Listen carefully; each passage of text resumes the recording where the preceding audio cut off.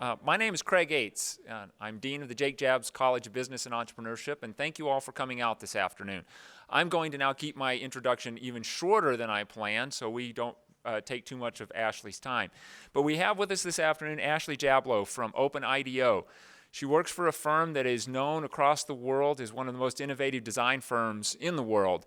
And she's here to talk about some of the ways in which their company has approached social problems in this kind of new world of crowdsourcing and worldwide software format, or platform for doing that. So, as I said, I'm going to keep this short. I'm going to turn it over to Ashley right now. So if you would, please help me welcome Ashley Jablow.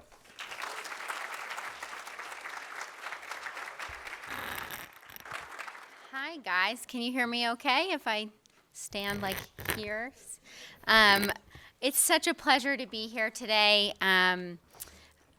I'm Ashley, and it's lovely to meet you. I've had such a wonderful day on campus today. I really enjoyed meeting with students, meeting with faculty, and kind of learning about what makes Montana State tick. So thank you for having me today. As Craig said, I'm going to talk a little bit today about creativity, design thinking in the crowd, and what that really means, what it really looks like. How we can harness the power of social networks at scale to really work on some tough design challenges and come up with some innovative solutions to really impact people's lives. So I've got a presentation, and then we'll have time at the end for questions, and I'm really looking forward to the conversation at that point.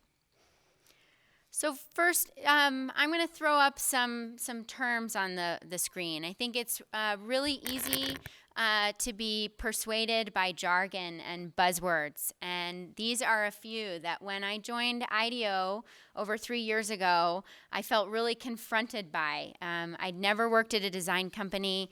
I'd never worked at a web startup, let alone done both at the same time. And I was really aware that we were throwing around all of these terms that to me felt like flashes in the pan. Really just like, what are they? Is there any substance behind them? And in fact, there's quite a bit of substance. What I've learned over the last few years is these words, these phrases, are really ways of looking at the world, ways of understanding the problems that we face, and the ways of designing solutions to address those problems. So I'm hopeful today that we can unpack some of these definitions, talk through what they are, and hopefully help each of you see them as more than just buzzwords as well. So I'm going to start with a story. Now, when I say Detroit, Michigan, there are a lot of images that might come to mind from, great art and music, culture, innovation, and industry. I'm a University of Michigan grad, so if I look just beyond the city limits, I see other things that are really near and dear to my heart. But when I say Detroit, other images might come to mind. Images like this one, or this one, or this one. In fact, Detroit, like many cities struggling around the world, is really going through a real crisis, a crisis of depopulation. The population has dropped to 700,000 people in the last 50 years. Crime rates are soaring. Even last year, they filed the largest municipal bankruptcy case in U.S. history.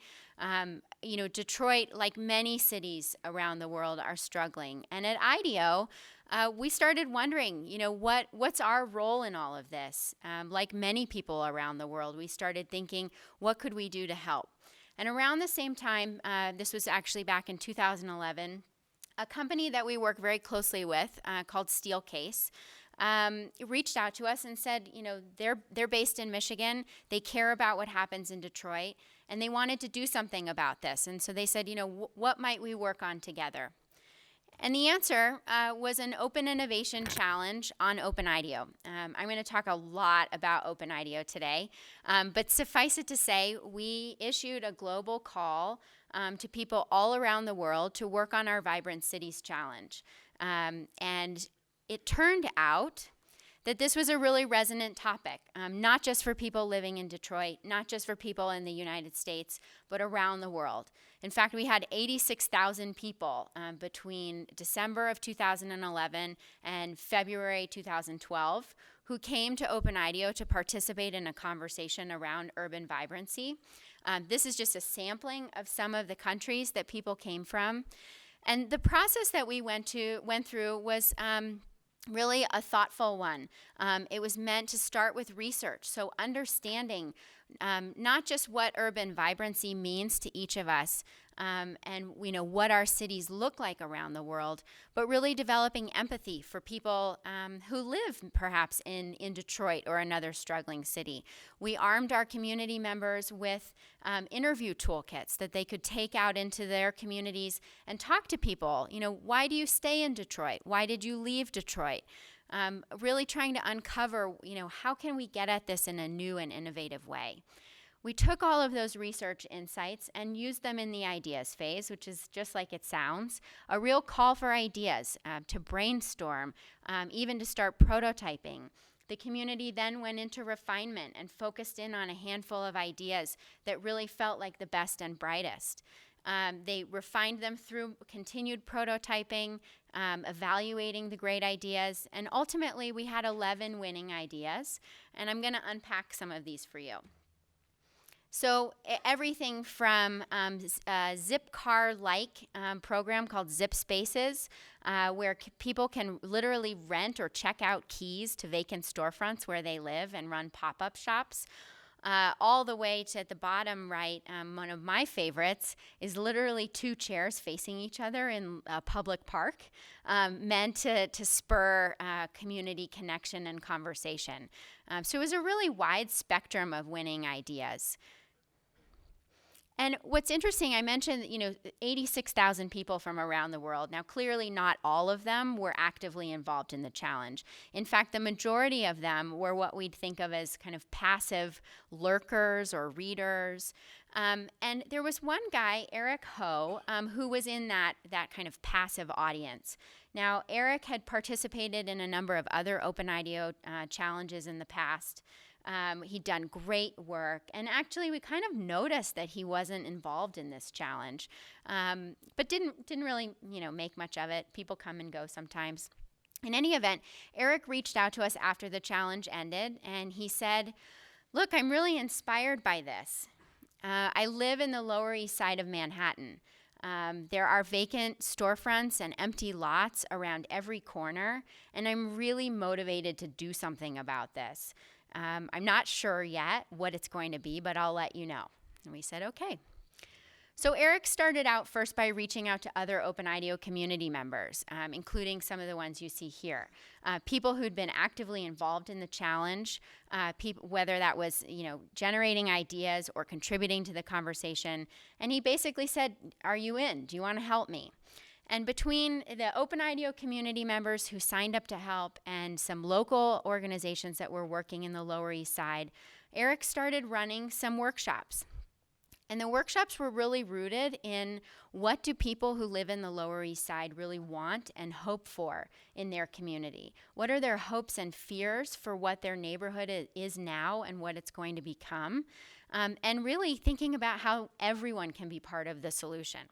So they ran some workshops, they ran some more workshops, and they ran some prototypes and more workshops. And in fact, they came up with an entire project plan that was really rooted in listening to the needs of the community, putting people and empathy first, and co-creating solutions together.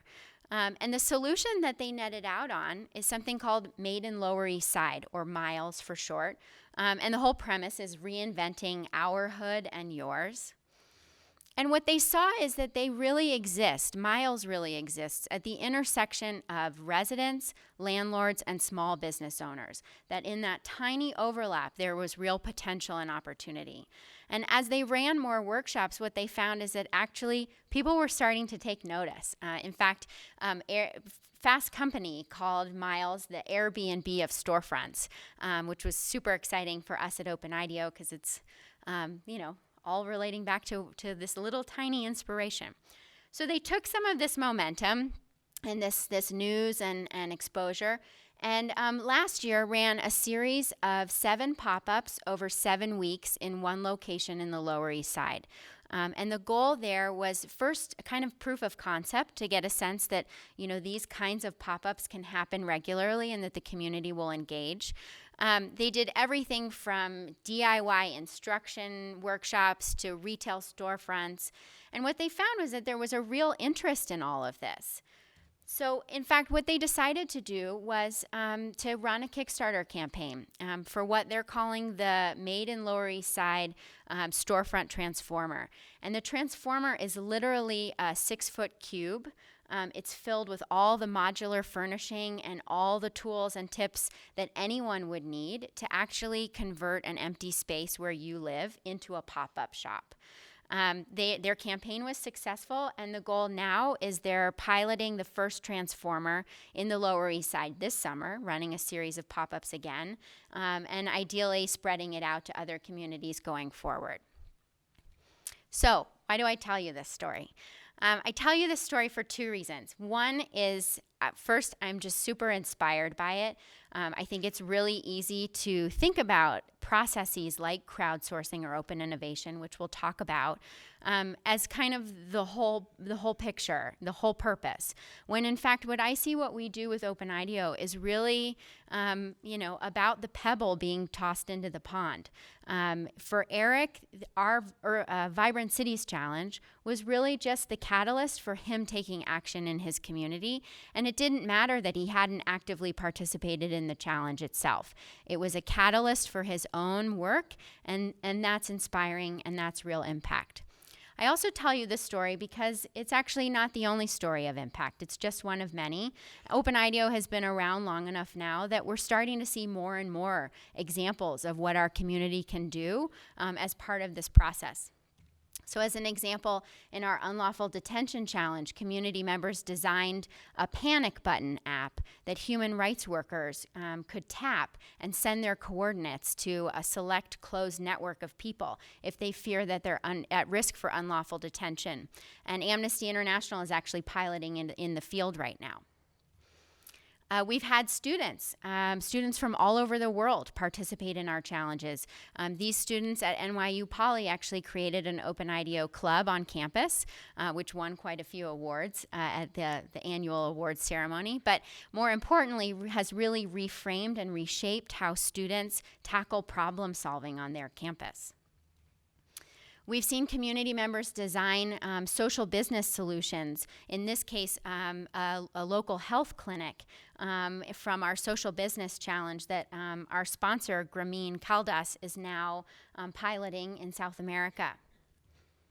And we've even seen community members who came together around a challenge sponsored by a health insurance company, Bupa, to design solutions for workplace wellness.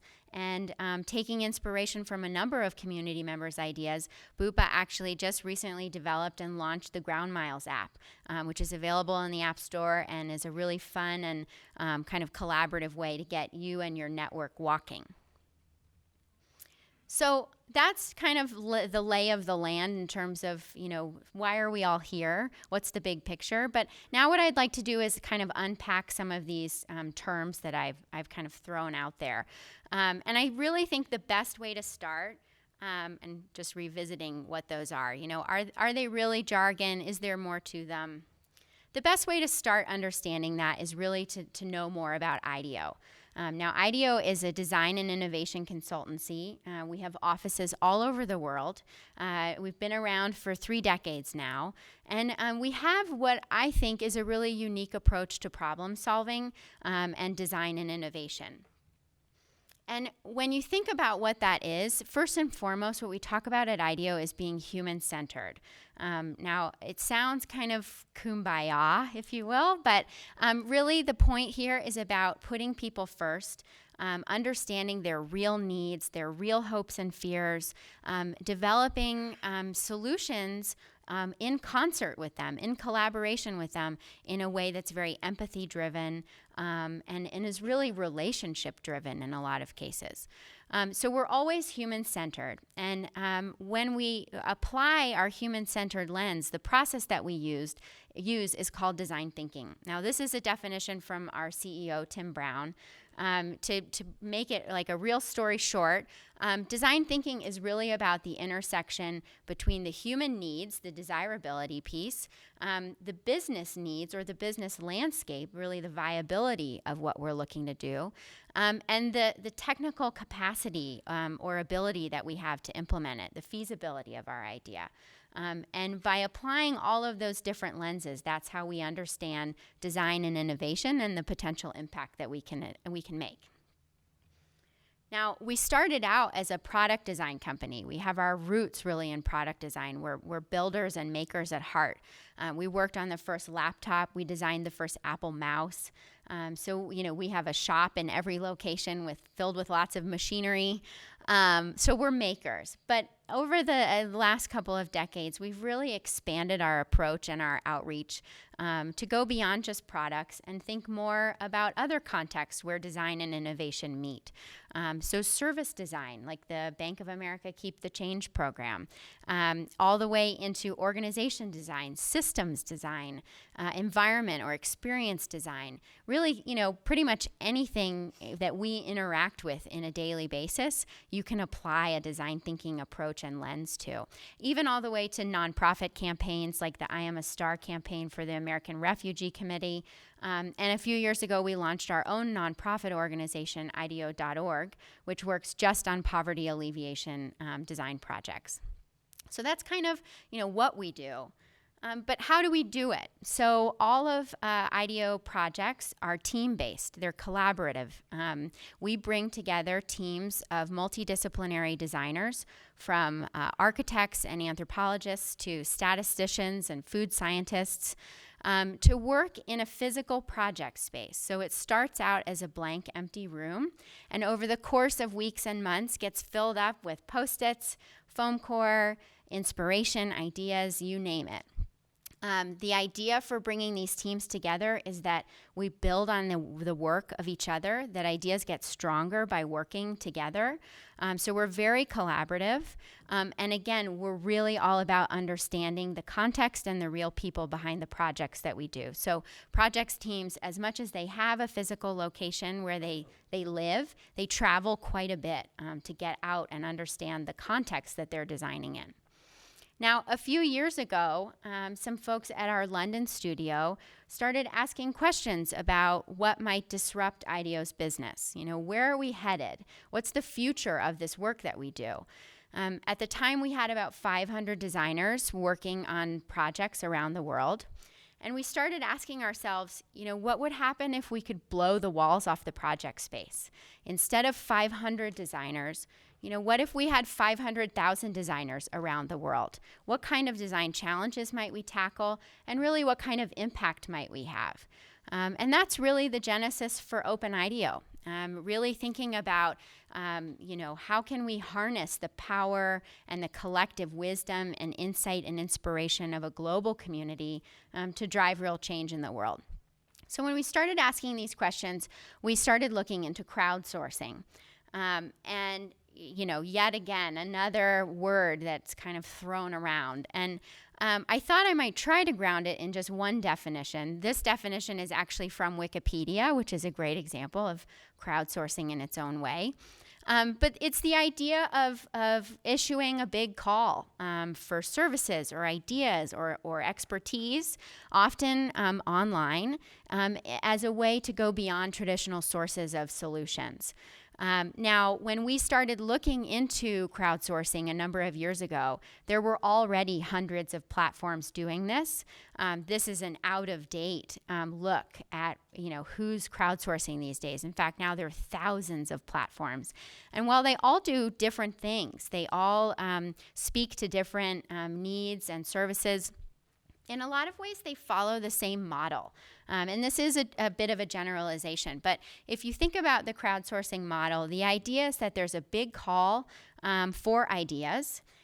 there's this kind of funnel process where people submit their ideas and through some kind of decision-making mechanism, often one that feels kind of like a black box where you don't really know what's happening, out spits a couple of winning ideas. And usually those winning ideas receive some sort of cash prize.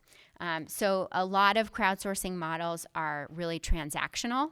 There's a call for ideas, and if your idea wins, you get money. And they're just, there's not really a relationship exchange there. And knowing what we know at IDEO about being human-centered, about using design thinking, and about really collaborating as opposed to creating a contest environment, we just had a sense that there was a way to do this differently. So, in crowdsourcing, there's often a sense that, it's sort of this like virtual suggestion box where ideas are just like going in right away. And we just had this feeling that we could do more. So I'm going to show you a video about OpenIDEO. For a while now, IDEO designers have been keen to put the best bits of the creative process online and invite everyone to join in. OpenIDEO is a global community that will draw on your optimism, inspiration, ideas, and opinions to solve problems together for the collective social good. Each challenge starts with a big question, something to get all of us thinking. Next comes the research or inspiration phase, in which we all post inspiring things that we've seen out there that may help us solve the big question. The more visual the posts, the better. Images, videos, and stories will all help to get everyone going. After inspiring one another, it's time to flex our creative muscles in the ideas phase. How would you solve this problem? Post your solution and show everyone how you plan to make it a reality. If someone else's idea sparks something for you, you can build on it. OpenIDEO was designed with this way of working in mind. This is where you get to collaborate with other people and where the magic really happens. Sometimes we'll add a refinement phase. Here we encourage you to prototype, experiment, or even build ideas in your community with real users as a way to keep learning and refining. Don't forget to ask the community for help or to join your team. Once ideas are fully formed, they're put through the evaluation phase. This process is exactly as it sounds. You rate and comment on the ideas that you believe will best solve the problem according to the given criteria. Our sponsors and your opinions help us select winning ideas, and that's where things get really exciting. They, you, or anyone else is free to take any ideas from OpenIDEO forward. This is the essence of open innovation and social impact. In fact, we've been humbled by some of the OpenIDEO community and sponsor impact to date, ranging from helping build a bone marrow database of over 100,000 people, developing an app for Amnesty International, and the launch of several social enterprises and projects. Your participation in each phase, plus how much you've collaborated with others, all add up to your design quotient, or DQ for short. You can choose to keep it public or private. It offers you feedback and recognition, and because we're all good at different parts of the creative process, we'll all have different DQs. Just like in all good brainstorming sessions, we're going for quantity as well as quality. The more you add, collaborate and critique in any phase, the bigger DQ you'll rack up. The DQ will become a badge of honour for community members over time. In a nutshell, we've created an open online tool that takes you through the creative process. It's highly visual, collaborative, generates feedback, and most importantly, it's fun to use. OpenIDEO offers its community inspiration and recognition. The site will be as good as its input, and we're looking forward to seeing the impact we can all create. OpenIDEO, an open platform for innovation where we create better together. As our founder, Tom Hume, says, in a nutshell, that's OpenIDEO. We launched in August of 2010. Our first challenge was with Jamie Oliver, looking at how we can help kids eat more healthy. And since then, we've run a series of over 20 challenges, actually, spanning a whole host of topics. You've gotten kind of a flavor for what they might be. But really, if it's about social or environmental impact, we've probably touched it in some way. So over 20 challenges. All of our challenges are sponsored by companies, universities, foundations, governments, you name it. We work with all types of organizations, and they come to OpenIDEO because they're interested first in really elevating a conversation globally, raising awareness around a certain social or environmental impact topic.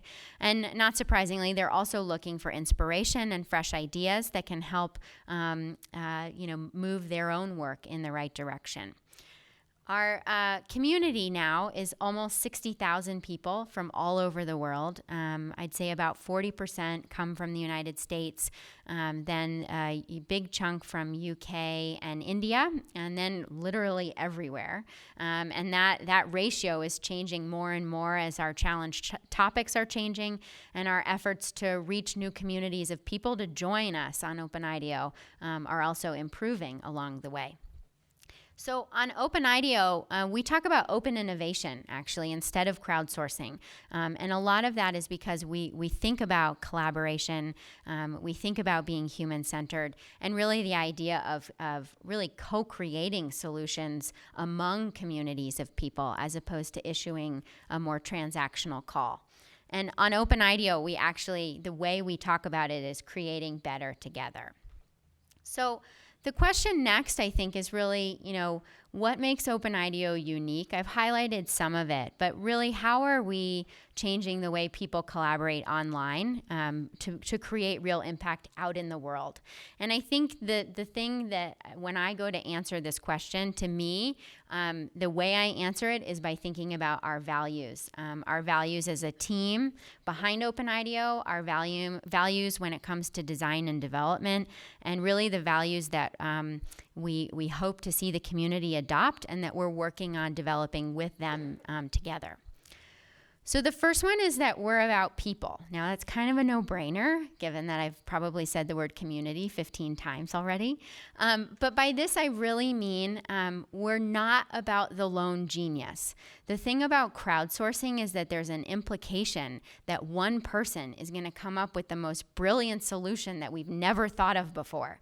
And maybe occasionally that happens, but what we really believe on OpenIDEO is that ideas get better when we involve more people. And then, in fact, we don't just need geniuses, although we certainly have some of those in our community. What we need are geniuses and researchers and cheerleaders and idea generators. We need everybody. So we're really about people as a multiple. And because of that, we need to design for inclusion. So we want OpenIDEO to resonate with introverts and extroverts, with researchers and idea generators. We saw in the video that the design quotient is one way that we're trying to really make it okay for everyone to participate in ways that are meaningful and resonant for them. So there's no judgment around if your DQ looks a certain way, then you must be the kind of community member we want. In fact, we want DQs of all shapes and sizes. They're like a unique thumbprint. Everyone has their own. So I've stressed this a bunch, but the idea of collaboration being a core value is so inherent to who we are. I think if I were to say we need to design the next podium, and I'm going to give $100 to whoever can do that the best, immediately it turns into a competition, and you're going to start shielding your work. You're going to start worrying about your intellectual property. And you're certainly not going to turn to your neighbor and say, hey, can we work on this together? Because then you have to split the money. So on OpenIDEO, we're not a competition, we're a collaboration. And because of that, we don't offer incentives like cash prizes. We're not, in the awards business, if you will. And so because of that, we have to get creative about how do we help people work together? How do we inspire them to want to join OpenIDEO if there isn't a cash prize at the end? And so what we do is we really try to speak to different motivations. We recognize that people are going to come to OpenIDEO for different reasons, and all of those reasons are okay. So as an example, students and job seekers will come to OpenIDEO because they're excited to create an online portfolio of work that they're doing to showcase to employers, to be able to share publicly. This is what I know how to do. Other people who are just excited to be part of OpenIDEO because maybe their day job doesn't give them that sense of personal meaning or purpose that they're looking for, and they want to learn and be part of a bigger picture conversation than what they do every day. We also see actually a growing population of people who are social entrepreneurs and practitioners who really want to share what they're working on. So many social entrepreneurs actually work in kind of a vacuum. And this is an opportunity for them to share the challenges they're facing, the successes that they have, and to actually try to recruit people to join their efforts. So there are lots of reasons for people to participate on OpenIDEO. I can guarantee if you all joined OpenIDEO, you'd all have your own reasons. And those are all totally welcome and wonderful.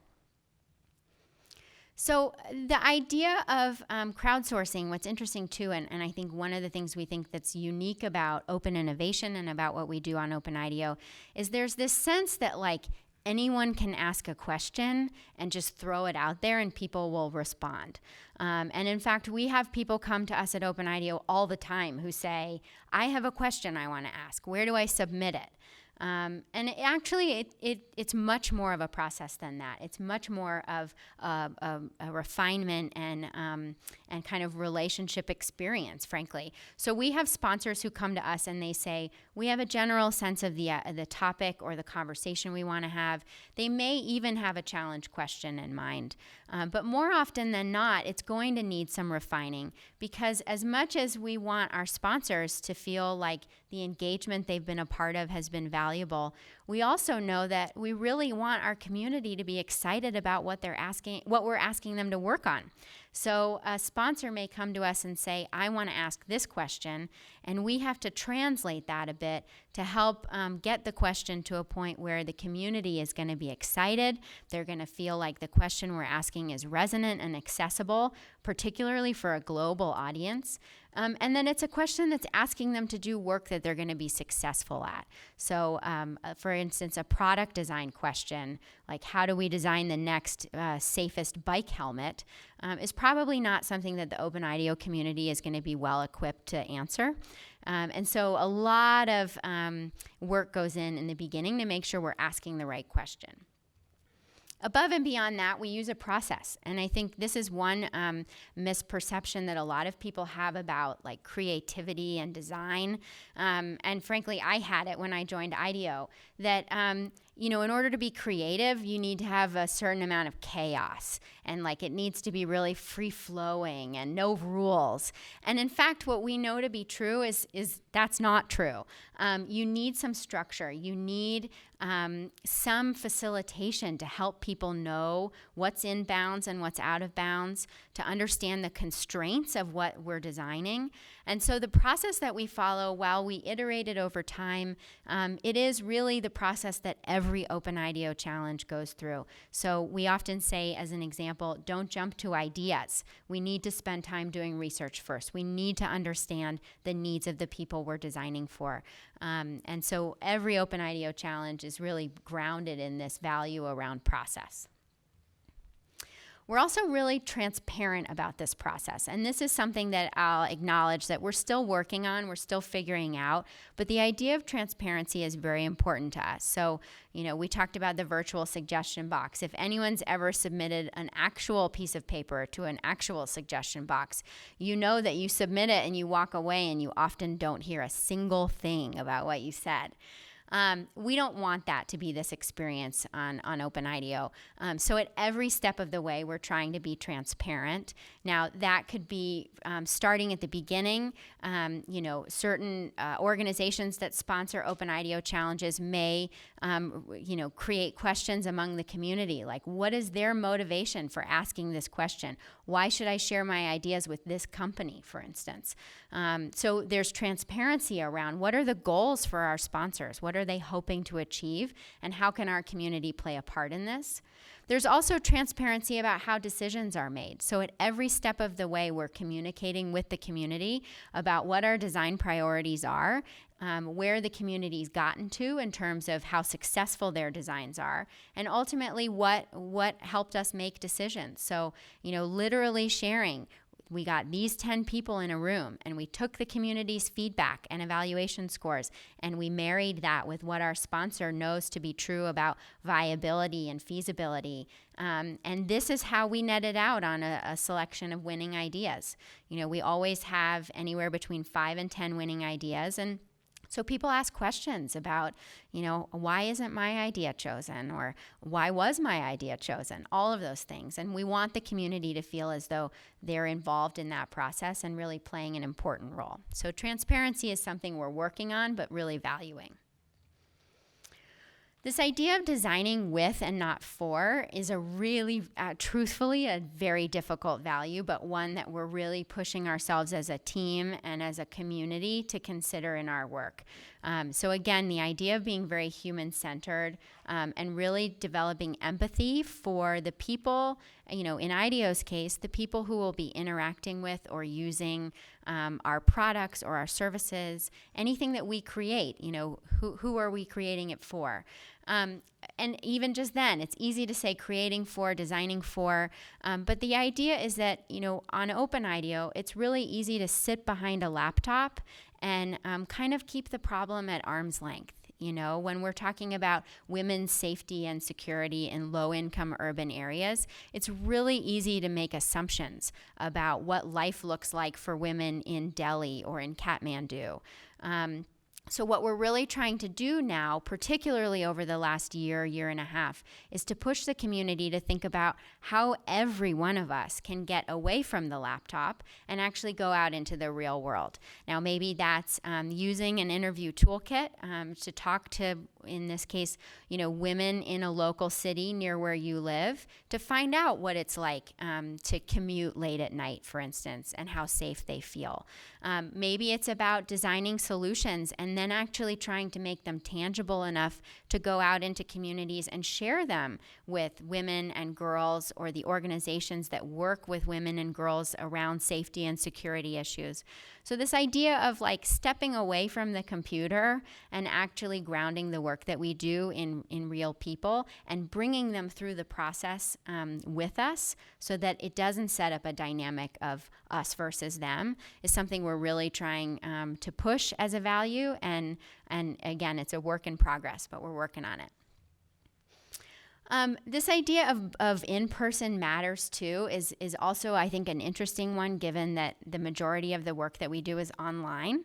But anyone who has, connected with a friend on Facebook and tried to have a conversation as opposed to meeting that friend for coffee knows that getting together in person is so much better. And I think what's been really neat about this is we had a hunch that, maybe we're moving towards helping the community meet and connect in person. But actually, it's been very community member driven. People saying to us, this is great. I love brainstorming online, but actually, I would much rather brainstorm with community members in my local city. And so over the last year, we've developed a pretty robust meetups program. So we now have meetup coordinators in over 20 cities around the world who have raised their hand and said, I will find space, I will find food, and I will bring people together to work on OpenIDEO challenges in person. And the idea that, on OpenIDEO, we can together create ideas that get us most of the way there, but that really to make ideas go from good to great and make them able to be implemented in the real world, we do need to get people together and working face to face. And then finally, the last value that admittedly when I first joined IDEO was a really tough one for me to figure out and navigate because I like putting things in lots of neat little boxes. I like structure. And the idea of leaving room for emergence was really uncomfortable for me. But really, it's so part and parcel of what we do on OpenIDEO. When we launched, we thought about, what can we do to get us maybe 60 or 70% of the way there, and then see what the community comes up with. I often think of myself as a gardener that tends to little seedlings, and these seedlings need fresh air and sunlight and water in order to really grow. And that's what our community provides. That's what our sponsors provide. That's what the experience of OpenIDEO provides. We actually don't know necessarily where we're going. It is emergent, it is open, and it can be scary, but it can also be awesome. And I think we're learning and growing as we go along, and it's been really wonderful to see our progress and to see how the community has taken ownership of the work that we're doing and taken ideas out into the real world. So with that, I'll say now you guys are all part of our community. You've all been exposed to OpenIDEO and the way we work, and you're all invited to join us on OpenIDEO. It's literally open to everyone, and I would love to see you there. So thank you so much, and I think we have some time for questions.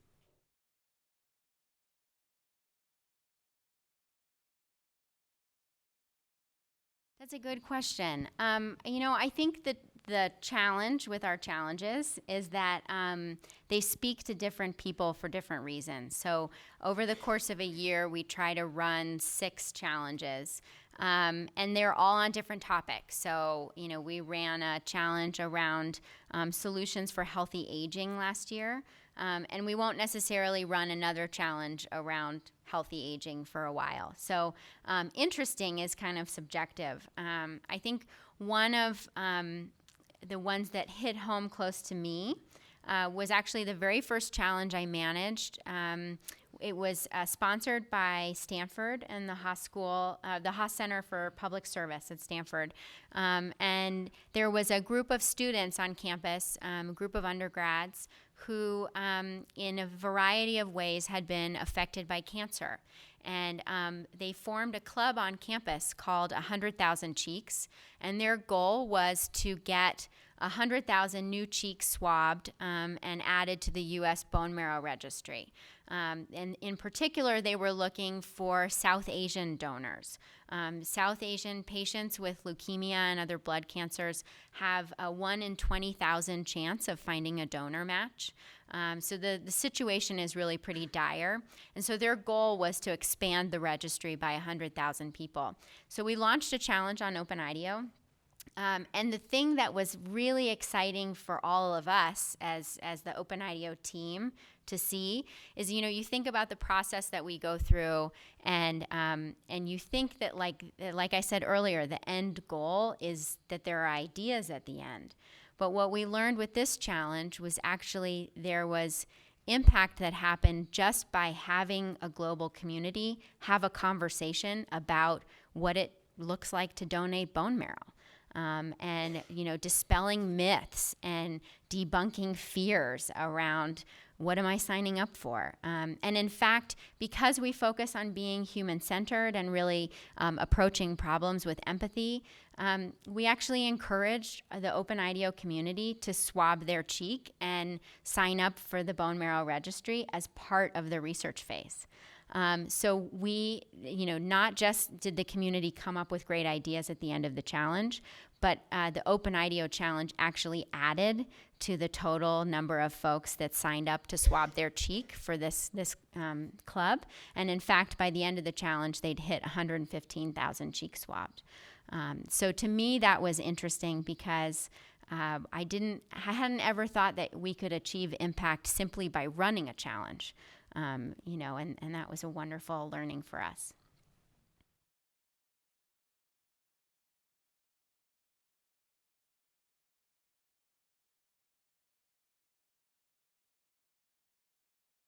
It's a good question. So we are in the lucky position in that we're a startup that's been incubated inside IDEO. So we haven't had to take on a lot of the financial risk that we would have if we were doing this like out of a garage. So right out of the gate, this was an exciting experiment for IDEO that they decided to invest in. What's interesting is over the last few years, our work has sort of split into 2 parallel tracks. So we have OpenIDEO.com, and all of our challenges are sponsored, but they're really meant to be sponsored at cost. So we're not a nonprofit, but we're not necessarily a profit-making entity. Yeah. The other side of our business is what we call OI Engine. Almost as soon as we launched OpenIDEO, we started hearing from companies, foundations, all organizations saying, we want to take your software and leverage it and use it with our own community. So we now license the software to clients who want to sponsor their own challenges, either internally in a closed intranet environment, for instance, or externally with just a brand new community. And that is a for-profit undertaking. So the question was, do we run into conflict with our members? And I think the really awesome thing about the OpenIDEO community, and I actually do think it speaks back to that we don't offer incentives like money. So the people who come to OpenIDEO right out of the gate are interested in being part of this for reasons that are not maybe as self-interested. So the environment isn't competitive, which I think first and foremost kind of levels the playing field in a really positive way. Occasionally we run into community members who misunderstand each other, and that tends to be more because of language. Right now, OpenIDEO is only supported in English, although we're experimenting a bit right now with a recycling challenge where we've actually recruited some community members to help translate, because we know this challenge is inviting a number of French speakers. There's a whole nother backstory there. But so sometimes people misunderstand each other, and our community managers need to kind of go in and diffuse the situation. But for the most part, it's a really productive and optimistic conversation, and we very rarely deal with spammers or trolls or anything like that. So the question is really, how do IDEO and OpenIDEO relate to one another? And so we were created by IDEO employees. So I'm an IDEO employee. We're based at IDEO, and we have a really interesting relationship in that, like I said, we're kind of a high-profile experiment for where the company is going. So people are excited about what we're doing. But because we're a high-profile experiment, there's a lot of pressure to really add value. And so I think what we're finding is that the more we can both make ourselves distinct as a process and as an offer, there are benefits to that. But also the more we can stay connected with IDEO and really understand for instance, the business development opportunities that folks at IDEO are facing, and how OpenIDEO or OI Engine could actually play a role in helping to provide value for clients that we work with. We're always kind of keeping tabs on what's going on at IDEO more broadly to see where we might slot in and add value. So to answer your question, it's a very close relationship.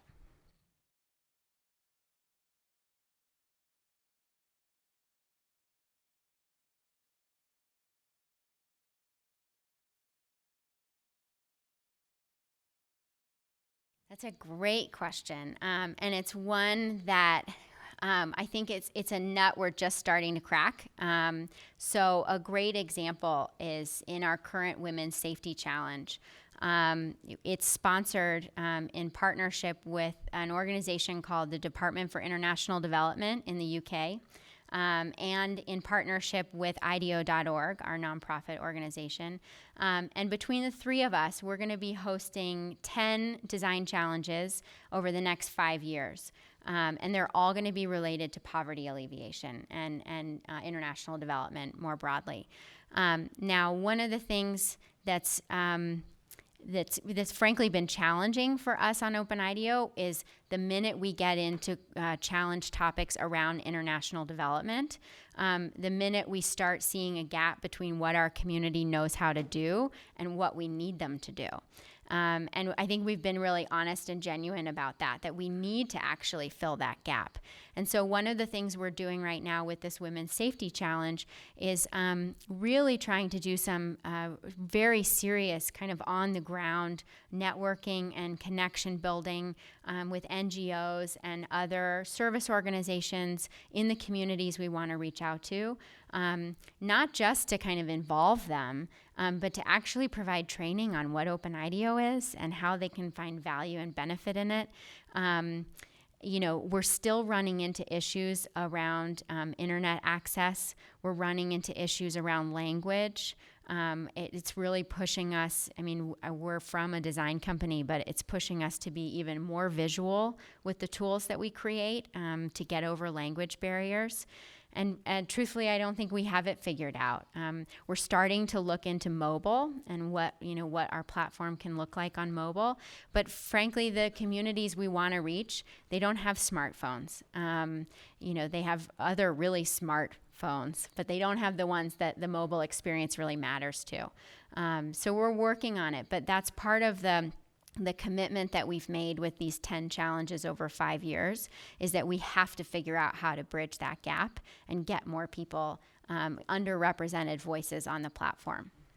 Yeah, so if I were to give my former self advice, gosh, what wouldn't I say? I think more than anything, that idea of leaving room for emergence, and that you don't have to have everything scripted. You don't have to have all the answers. I'd really only worked in very traditional organizations where you have a very clear boss and a very clear job description. And at IDEO, it's kind of a joke, but it's true that the minute you start, your job description goes out the window, and it takes you a full year to figure out why they hired you.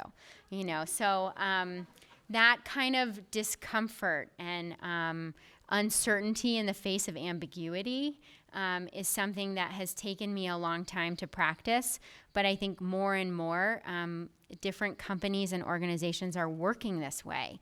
And so my advice to me and to students in the room is to get comfortable practicing these kind of iterative skills where you don't have the perfect plan. In fact, perfection isn't just not an option, but it's actually really not desirable, because there's no fun in that. Like, there's no room for growth in that. So practicing being comfortable with kind of being agile and not having all the answers is probably my advice I would definitely give myself. So thank you very much.